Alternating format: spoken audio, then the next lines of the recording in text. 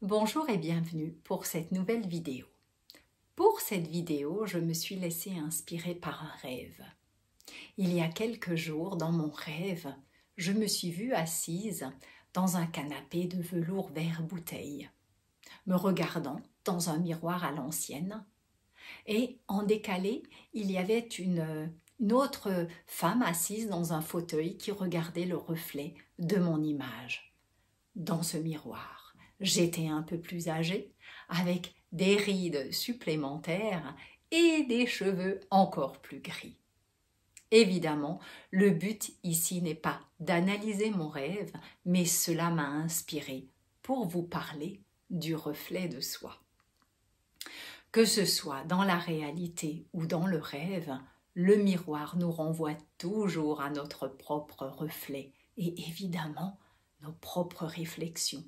Dans la symbolique, le rêve, la présence du miroir, est une invitation à prendre le temps de se regarder en face et d'avoir une réflexion sur soi. Le reflet de notre inconscient nous montre des images de notre intérieur. Alors, plongez à l'intérieur de soi pour y découvrir, j'en suis certaine, des merveilles.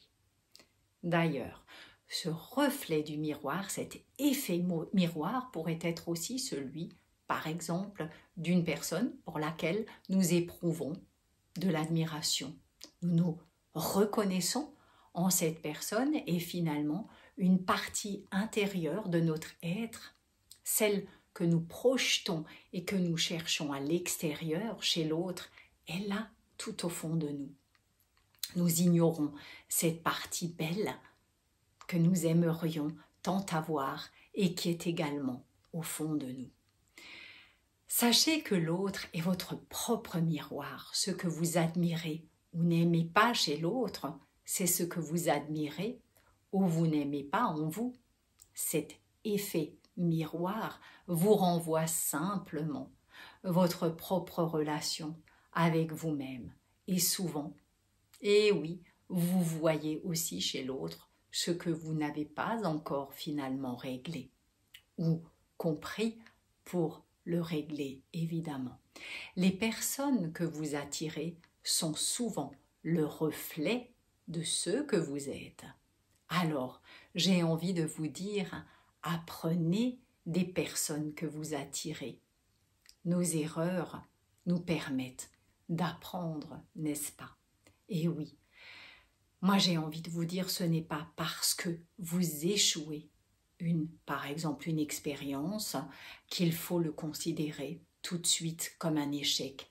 Non, mais dites-vous que c'est finalement une opportunité pour changer quelque chose qui ne fonctionne pas, justement, et que c'est une chance, quelque part, de pouvoir s'en rendre compte. Apprenez de tout ce que la vie vous propose et de ce qui se passe dans votre vie, dans votre entourage. Soyez toujours dans l'observation. Car finalement, toutes ces personnes qui vous entourent sont votre propre reflet. Ne l'oubliez jamais. Ce que nous devons apprendre de l'effet miroir. Je me répète, les personnes que nous rencontrons nous renvoient toujours à notre reflet. Cette théorie, ou je dirais plutôt cet outil finalement, nous aide à prendre conscience de la personne que l'on est réellement. Ça, c'est évident. Vous avez peut-être déjà entendu vous dire « Ce qui vous énerve le plus chez toi, c'est ceux que tu vois et qui sont tes propres défauts chez l'autre. » Et oui, lorsque les défauts des autres nous énervent et nous mettent en rage, il est compliqué de s'avouer que nous sommes cela finalement. Mais nous ne voulons pas voir la vérité et nous disons que nous ne pouvons pas être comme ça. C'est impossible. Et pourtant, notre interlocuteur nous renvoie bien je vous assure, bien notre reflet. Alors, si des personnes que vous attirez autour de vous ne vous respectent pas, c'est probablement parce que vous ne vous respectez pas non plus. Et bien souvent, nous rejetons souvent cette responsabilité sur les autres. Et oui, et nous préférons essayer de faire changer l'autre, du coup, plutôt que de prendre cela comme une façon de nous améliorer. Alors, moi j'ai envie de vous dire, soyez dans cette réflexion et sachez tout de même que les personnes que vous attirez ne sont pas là juste pour vous encombrer le chemin. Là encore, c'est vous qui les avez appelées pour qu'elles participent à votre vie. Et oui, c'est bien difficile des fois de s'avouer tout ça, n'est-ce pas? Maintenant, pour guérir tout cela, nous devons d'abord en prendre conscience, évidemment, puis découvrir finalement ce que vous ignorez de vous-même, et ensuite l'accepter pour ensuite comprendre ce que ces personnes peuvent nous apporter, beaucoup pour nous améliorer et en tirer une version positive. Et ensuite, nous découvrirons que nous pouvons profiter de leur bon côté parce que nous serons réconciliés avec ces traits chez nous. Nous les apprécierons aussi chez les autres. Comme cela, nous aurons un bon échange avec finalement nous-mêmes et avec autrui. Donc, ce n'est que du positif, que du positif. Alors, moi j'ai envie de vous dire, prenez le temps de vous regarder dans ce miroir avec sincérité.